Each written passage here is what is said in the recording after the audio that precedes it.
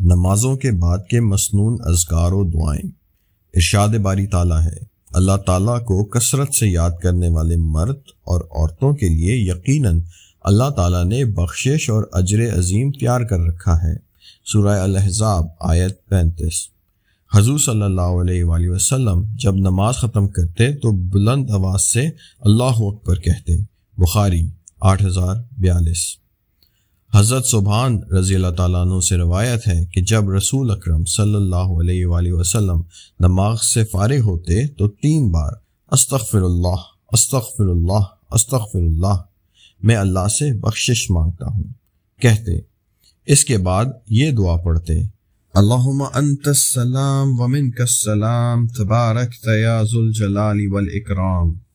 ترجمہ، اے اللہ تو سلامتی والا ہے اور تیرے وجود ہی سے سلامتی ہے، تو باعث برکت ہے، اے ذوالجلال اور عزت والے۔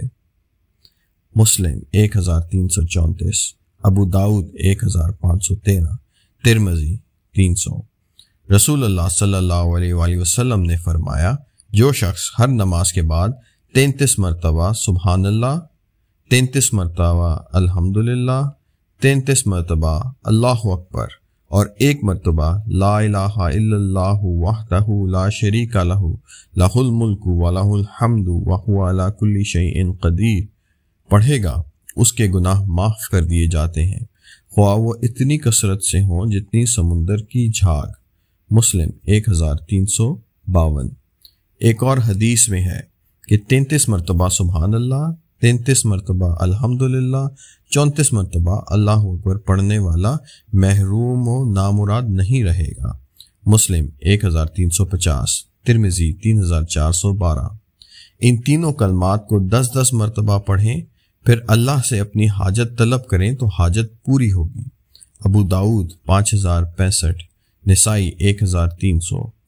اور یوں کہیں، سبحان اللہ 33 مرتبہ، الحمدللہ 33 مرتبہ، اللہ اکبر 34 مرتبہ، لا الہ الا اللہ 10 مرتبہ۔ ترمذی۔ ان چاروں کلمات کو 25 مرتبہ پڑھنا بھی آیا ہے۔ ترمذی 3413، نسائی 1351، مستدرک 353۔ وضاحت: تسبیح کے یہ مختلف طریقے اس کی فضیلت ظاہر کر رہے ہیں، لہٰذا ان میں سے کسی نہ کسی حدیث پر عمل کر لینا چاہیے، سستی کی وجہ سے اتنے بڑے ثواب سے محروم نہیں ہونا چاہیے۔ حضرت معاذ بن جبل رضی اللہ تعالیٰ عنہ سے روایت ہے کہ رسول اکرم صلی اللہ علیہ وآلہ وسلم نے میرا ہاتھ پکڑ کر فرمایا، اے معاذ میں تمہیں محبوب رکھتا ہوں۔ حضرت معاذ رضی اللہ تعالیٰ عنہ نے کہا، حضور میں بھی آپ کو بہت محبوب رکھتا ہوں۔ اس پر حضور صلی اللہ علیہ وآلہ وسلم نے فرمایا کہ ہر نماز کے بعد یہ دعا لازماً پڑھا کرو، ربی اعنی علی ذکرک و شکرک و حسن عبادتک۔ ترجمہ: الہی مجھے مدد دے کہ میں تیری یاد، تیرا شکر اور تیری خوب عبادت کروں۔ ابو داؤد 1522۔ ایک اور حدیث میں ہے، رسول اللہ صلی اللہ علیہ وآلہ وسلم نے صحابہ رضی اللہ تعالیٰ عنہ سے فرمایا، کیا تم دعا میں تگ و دو پوری کوشش و محنت کرنا چاہتے ہو؟